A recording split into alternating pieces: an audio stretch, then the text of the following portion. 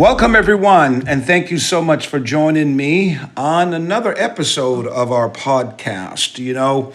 Many of you have sent in your comments, and I really appreciate you for doing that. Thank you for letting me know that my conversations are provoking you. Perhaps you are being empowered by it.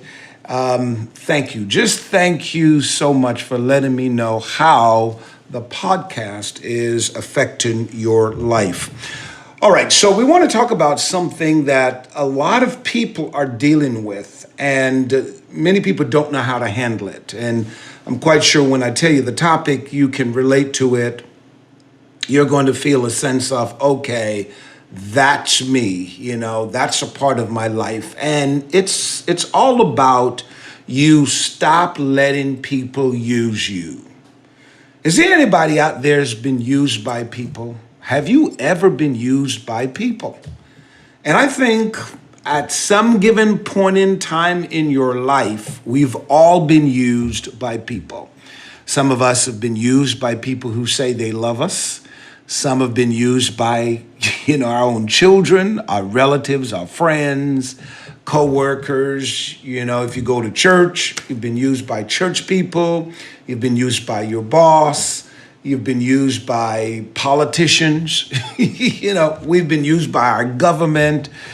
And so the challenge I have for you today is simply this. Can you find it in yourself to stop letting people use you? It's not a good thing for people to be using you. And sometimes I think what we do, we try to justify what they're doing with scriptures, to say that we must love people and do good to people who despitefully use us and say all manner of evil against us, and whatever scripture verse we come up with to justify this whole issue of people using us. Listen, we just need to get to a point where we use our common sense. We use our common sense that God has blessed us with to prevent people from taking advantage of us. Now, I've got to tell you, man, some of us, man, it's not that we're spiritual. We're just not wise. That's it. We're just not wise. We're not wise enough to say, okay, I smell a devil here. I smell a rat here. People are trying to use me. Something funny about this. I don't like what's going on. They think I'm stupid, but I'm not. Okay? Don't let people do that to you. So let me talk about people who will use you, especially in the dating process. I'm going to talk about the dating process, those who are married, and then the workplace, family drama, and so forth. But there are people. Many of you sense it, but you're trying to ignore it. You're trying to ignore it. Something ain't adding up. This person that you have devoted yourself to, your heart, you're loving them, you're doing all the right things. What you're finding out is, what are you getting in return? And before you throw this issue up, but Henry, you're the one in one of your podcasts said that love is given expecting nothing in return. Listen, make sure you put all of my comments in their proper context. You got to do that. If not, you're going to mess things up. You see, what I firmly believe, and what you should also believe, is the fact that there are some people who will try to use you. There are some people who will blatantly, some are sneaky, but some are blatantly trying to use you. And you've got common sense to pick it up, to say, wait a minute, okay, if I'm putting out so much and I'm not getting returns, I'm not getting anything substantial that even equal to what I'm putting in, something is wrong. Think about that. Right? If somebody's not giving you time, if somebody is always coming up with excuses, if somebody is always, now listen to me, come on, if somebody's always going out there and, you're going on a date and, for whatever reason, you're always paying the bills. You don't have to be somebody you're dating. If you go out with a group of friends, ladies, you go out with a group of girls and you're hanging out and they know you got money, or they think, and every time you're paying the bill and they're giving you all this sad story, they don't have it, whatever, they're using you. They're using you. Come on. There ought to be a time you just go to the restaurant, don't carry no money. Don't carry no money but your money. So if it comes down to where you just have to pay for your meal and walk out the restaurant, you do exactly that. But because they know your heart, because they know every time you're going to constantly do it, they will never offer. Now, if they offer, I could understand. But if they refuse, if they don't ever one time will say when they bring the bill, or even initiate it, say, please bring me the check. If they don't do that, they're using you. They are absolutely using you. And you got to come to grip with that. They're using you. If you go to the movie or wherever you go, you're going on a vacation or a trip and so forth. And every time when you're supposed to go, I'm short $50, I'm short $300. Or when you finally go on vacation, I don't have much money for this. They are using you. And I know what some of you are thinking, but what if people don't have it? Then if people don't have it, then don't plan stuff. So you cannot deny the fact that there are people out there who will take advantage of you. That is a reality. There are friends, family members, co-workers, sad to say, even churchgoers who will try to use you. And that's a problem for a lot of us. There are many people right now who are frustrated over the fact that they've been used. And some of us, we have supported that. We are the ones who are allowing people to use us. Right? Use us in our relationships. You're dating that person and they're using you. You got to wake up, man. You got to wake up. If you don't see where that relationship is mutually agreed upon when it comes to the expectations, then you're going to be used. You have to draw a line in the sand. You have to give clear expectations, okay, fine. I'll throw myself into this 100%, but I need you to also do the same. You got to do your part. You got to help me out here. Don't use me. Even in marriage, don't use me. There's a lot of people who are using their spouse.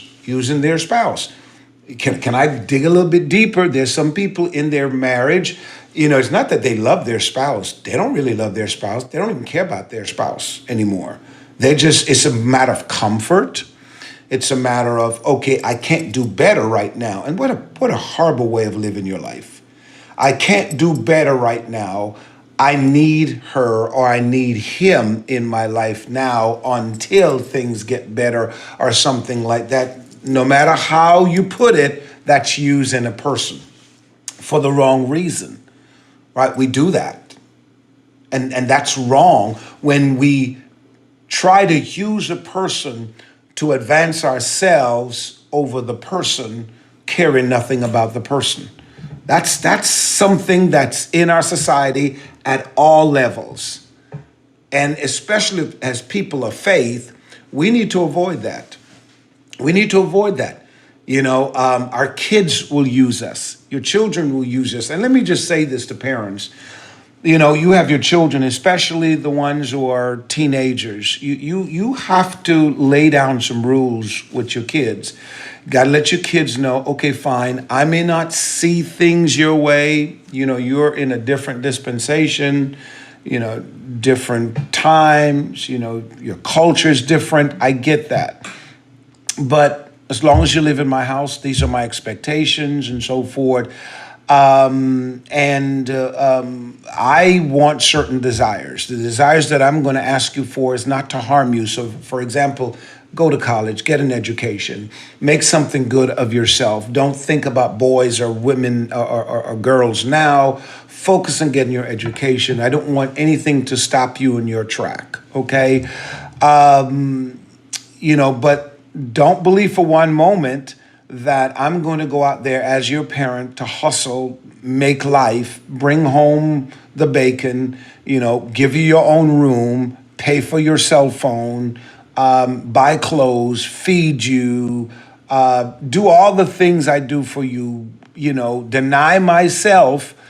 And in the end, you're going to walk away, don't even care about me. Or in the end, you're going to live in my house and disrespect me, and so forth. Use me, and when I'm old and beat up and so forth, I'm at your mercy. No, come on, parents, you got to wake up.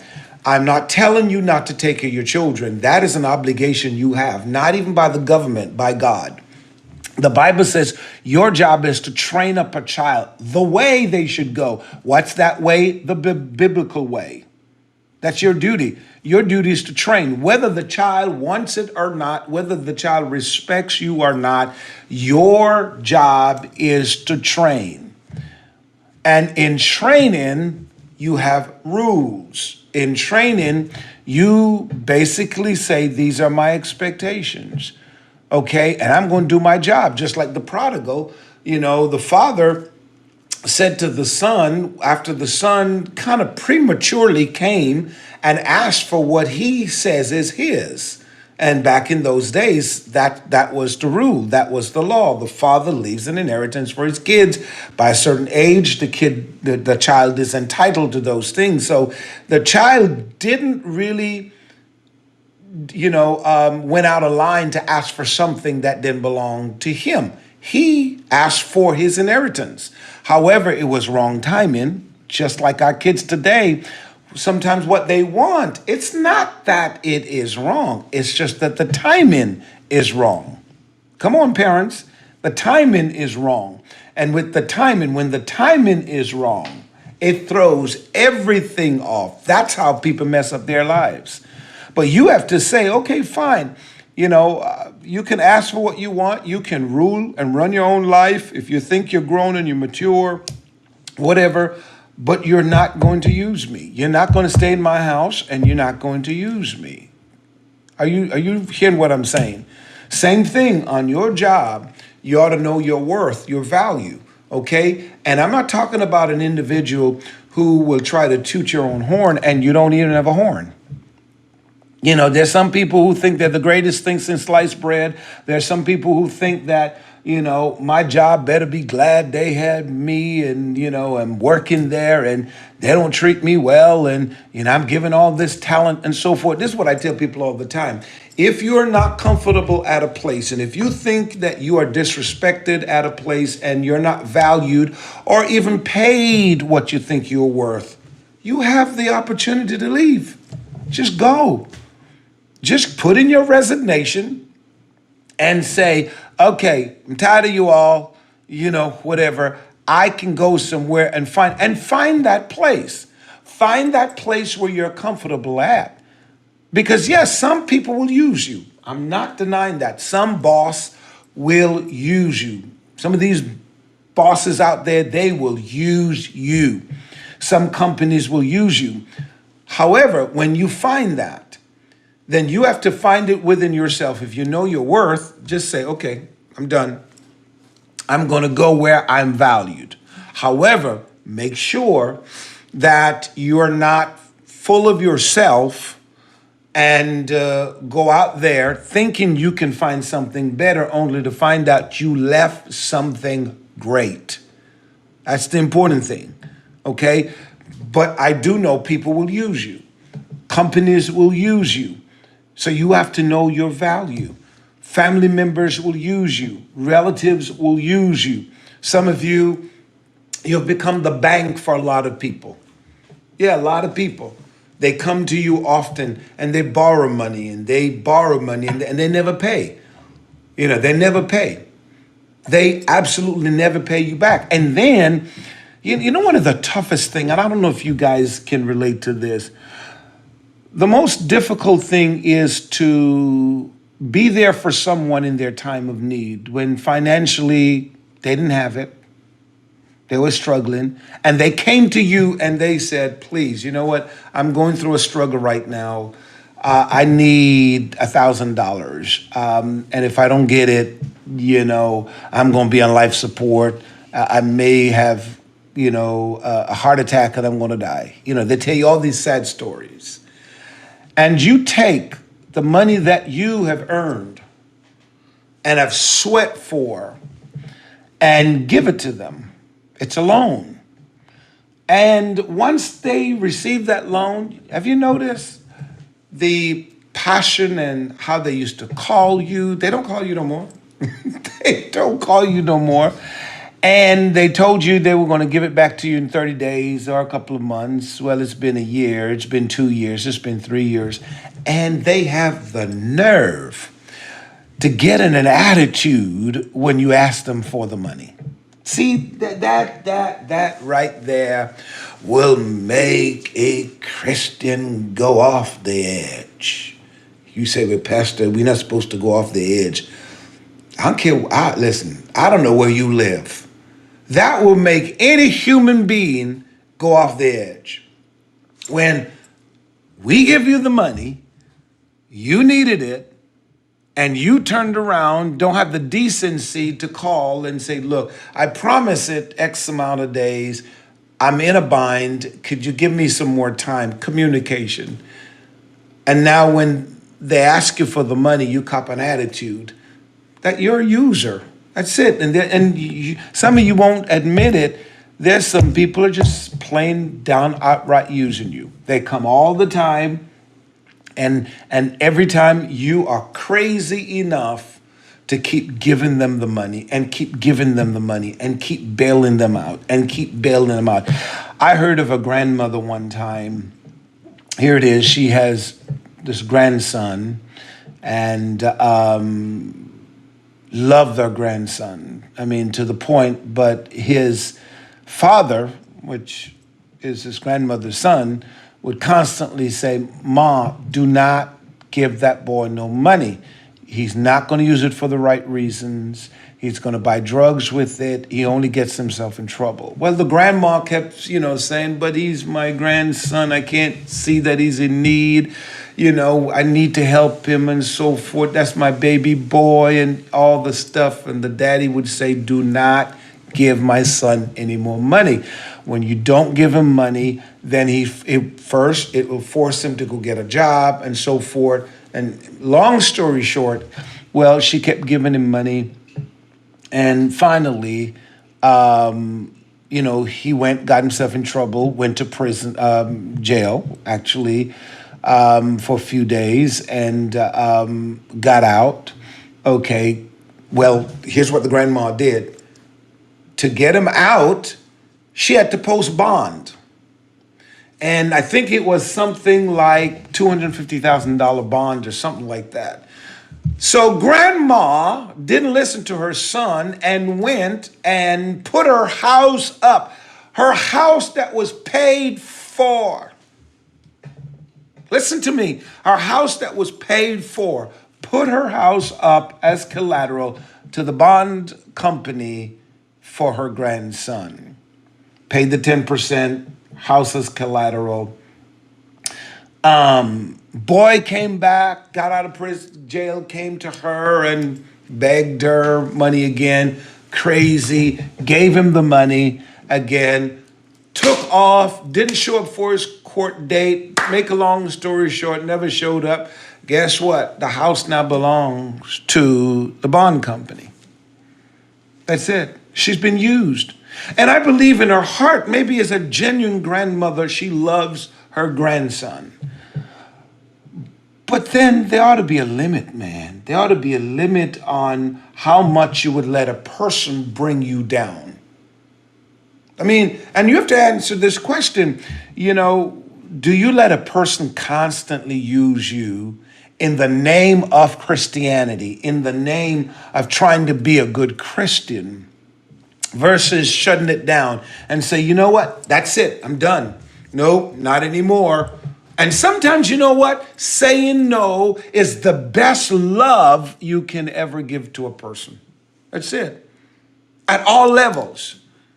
The best love you can give somebody who's dating you and you figure that they're using you, This ain't going nowhere. The best thing you can do for that person is just say, bye.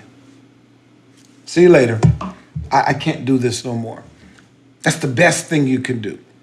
The best thing you can do for a person who is emotionally imbalanced. There's some people, their emotions, they're not consistent. They, here it is, you make one plan over here and you say, let's stick to this plan. And then their emotions or whatever else they do cause them. The best thing, sometimes, yes, sometimes it's true. Sometimes your best line of defense is not to allow them to get to you so much. Just, you know what? You go your way, I go my way. You go north, I go south. You go east, I go west. That's it. Let's just separate. Let's just end this story right now. All right? And I'm about to say something that's going to shock some of you. Even in marriage, you have to, first of all, we don't want to deal with this, especially as Christians. There is such a thing as marrying the wrong person. Yeah, marrying the wrong person. That's it, for the wrong reasons too, And then there's some people I really believe in their heart that they were right for each other. They fell in love for each other, but life causes them to go through a battle, man. And the problem is both of them can't come to an agreement, because I believe if both parties come to an agreement and say, look, we've both offended each other. We've both hurt each other. I'm wounded. I'm broken. But I want this to work. I've invested too much time and so forth. I want this to work. Let's be willing to forgive each other and start over again. Everything won't be rosy, but as long as both hearts are at the right place, come on now, this thing can work. You see, then it can work. However, there's a lot of relationships, marriages, that the other party, one party, is not cooperating. So that's a difficult situation to be in. And sometimes you feel like you've been used. Come on now. As a woman, you feel like you've been used by that man because, good God, man, you want it to work, but, he's still doing his thing and he's not changing and so forth.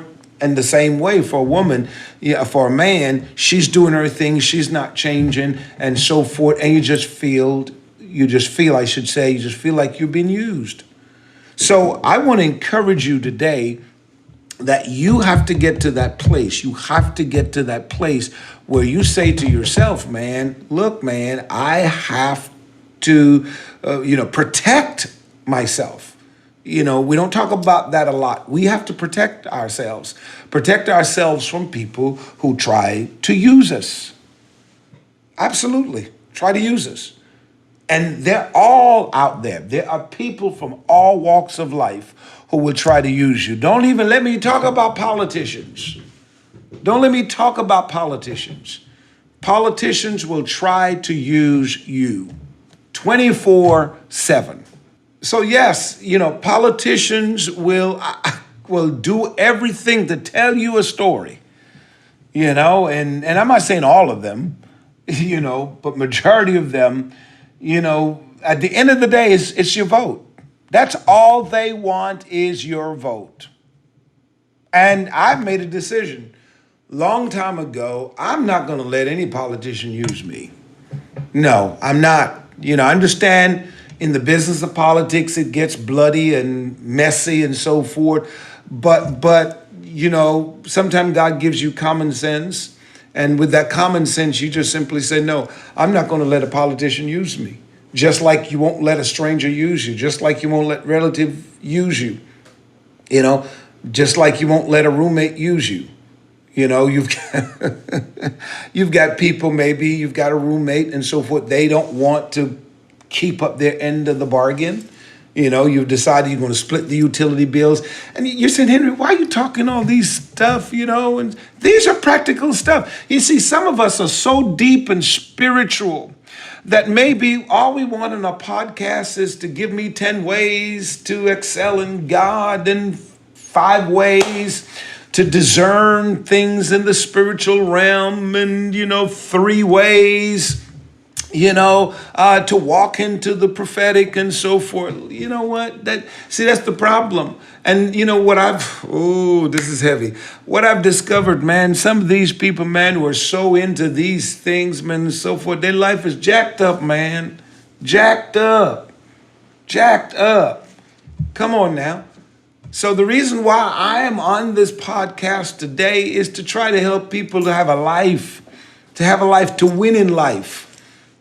To win in life. Many of you are hurting because people are using you. You're hurting. You're frustrated.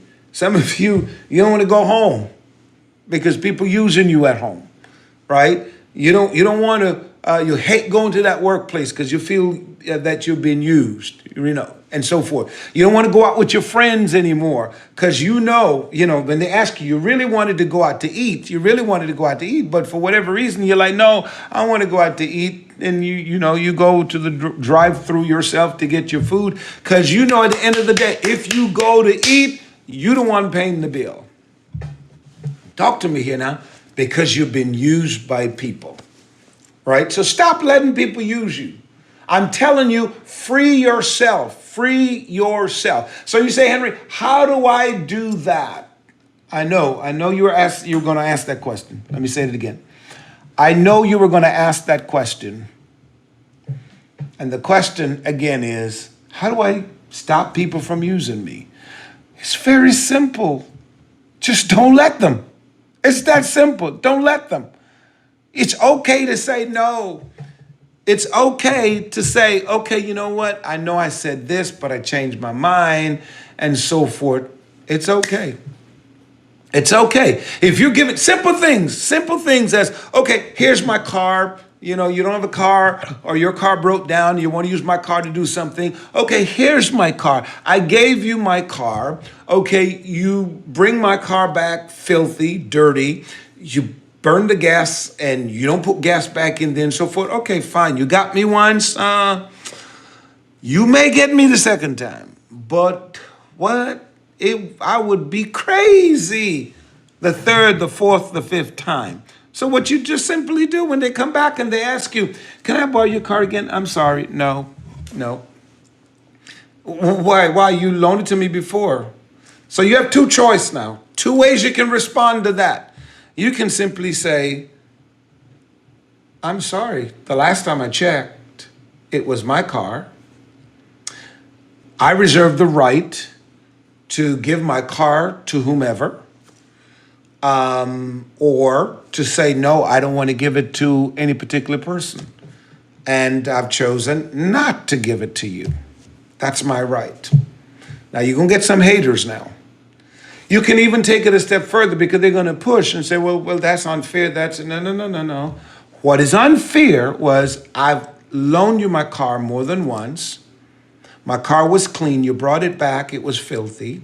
And on top of that, you used the gas and you did not replace the gas in it. That's disrespecting me, and that's taking advantage of my kindness. Period. End of story. Don't argue with me. Or, second choice you have is when they ask you, could I borrow your car again? Simply say no. Why? No particular reason. You don't have to go into all that details if you're not like me, because I lay it all out. But if you don't, then just say no, and then just walk away. Now, does that make you a bad Christian? Does that take away from who you are in God? No. Sometimes you just got to say no. I refuse for you to take advantage of me. I refuse for you to use me. No, I'm not going to do it anymore. Well, could you let me come to your house to stay for just a week and so forth? Okay, fine. I'm very compassionate. You come to my house. I'm a Christian. I'm glory to God. Praise the Lord. You come to my house. Okay, now you eat my food. The lights are on all kinds of hours. You run the water and in the shower, and you're doing stuff while the water's running and all of that. And then you don't want to put any money towards the expense? Hello. These are simple things. You see, You know what? These are things that are causing believers to get frustrated, offended, and sometimes walk away feeling that their faith journey is a struggle when it's not a struggle. I think sometimes it's not the struggles that makes us weak. I think it's our attitude and approach to the struggles that make us weak. I really do believe that. Because many of us, we have it within us to fix these issues. Oh, yes, we have it within us to fix these issues, man. Sometimes we fail to fix these issues because, for whatever reason, we keep telling ourselves to say no, to put somebody in their place, to stand your ground. You've heard that phrase before. It is anti-Christian. No, you're not being mean. You know, I tell people this, it's not what you say that matters, it's how you say it. See, I can say to you, no. Whoa, that's too aggressive. You don't have to say that. Or I can say to you, you know what? I'm so sorry. Not right now. Or I'm so sorry. I don't think so. See the difference? It's just the tone in the difference. Now, I no is no. They're both no's. You know, both of them translate to no. At the end of the day, no. But it's how you say it, right? So I'm not telling you to go out there now and be evil towards people and say, you know what, I listened to Fernandez podcast and he told me, stop using me. You Lucifer, you devil. And you stop binding. Don't do that. You know, you just assess your life, see what people are trying to do, see where people have crossed the line, and put them in check. Put them in check. You know, I've really come to this understanding that some people, they honestly don't know how to be generous, how to be kind, how to let love be reciprocal, you know, how to let love flow from one person to the next, to exchange it. It's kind of like you give love, you receive love. For them is give me love, give me, give me, give me. And let me let you run this test. And if you be truthful to yourself, hopefully you will, it will tell you whether or not you're a user.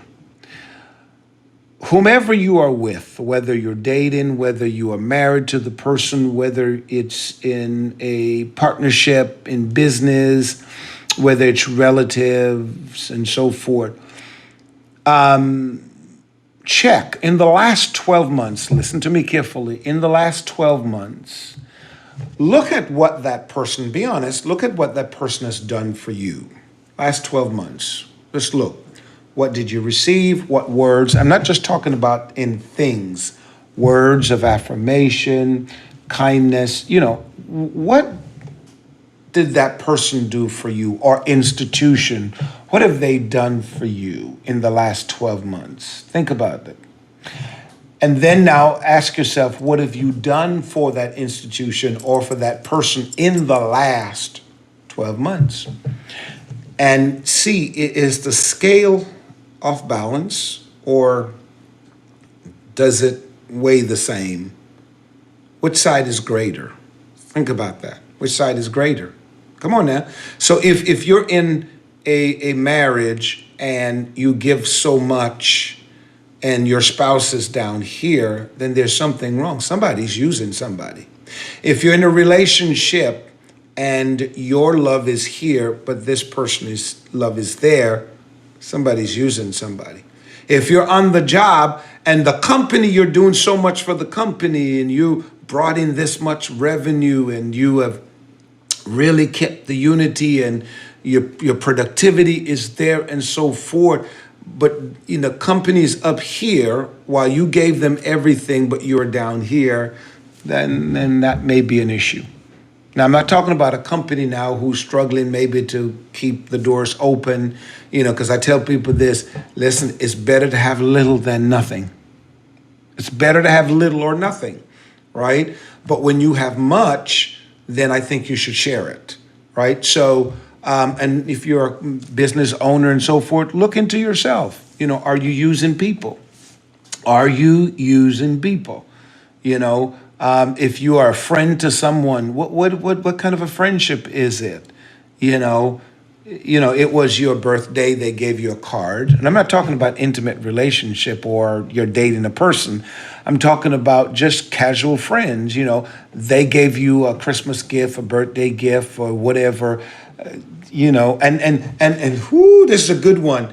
And most times you got a few people. The only reason why the other person got a gift from them is because they got a gift from the person. They had no intention of giving the person the gift.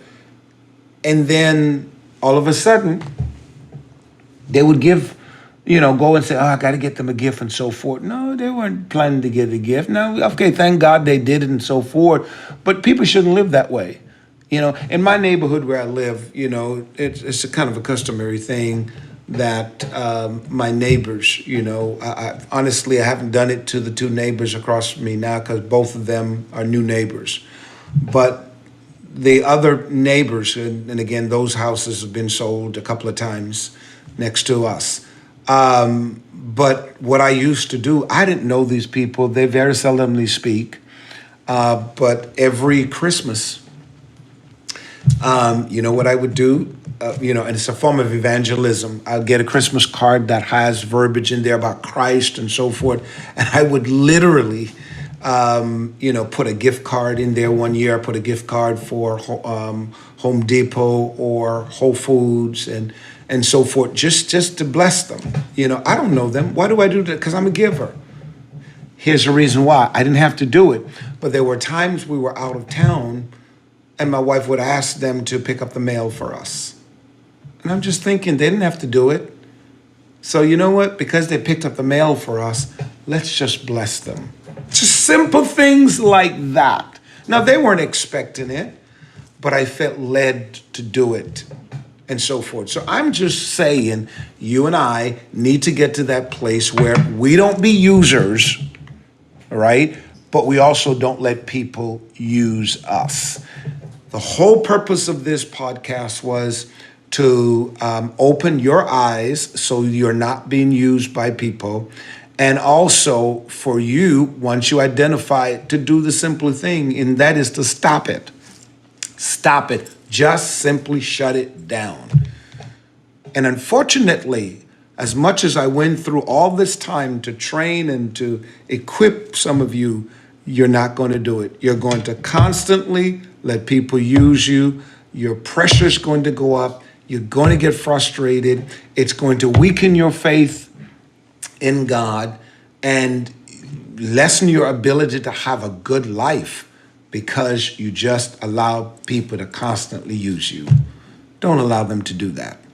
Hopefully you were blessed. Please make sure that you share this podcast with a family or a friend. Give me your comments. I'd love to hear from you.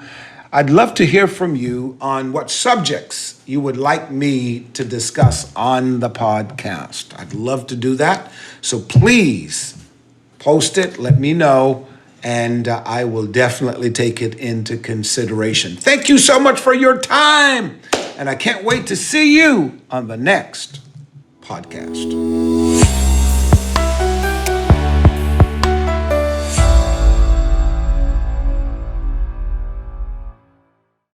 Hey everyone, this is Fernandez, and I want to thank you so much for watching this video, my friends, and I want you to subscribe to my channel. And my friends, give me a thumbs up if you like the video. Hit the notification bell so that you'll be the first to get my notice of my videos that I'm sending out on a daily basis. And please, I want you to follow me on all of my social media platforms. And remember, you can connect with me on my website, henryfernandez.org, or the faithcenterint.org. My friends, faith in your God will always move mountains out of your life.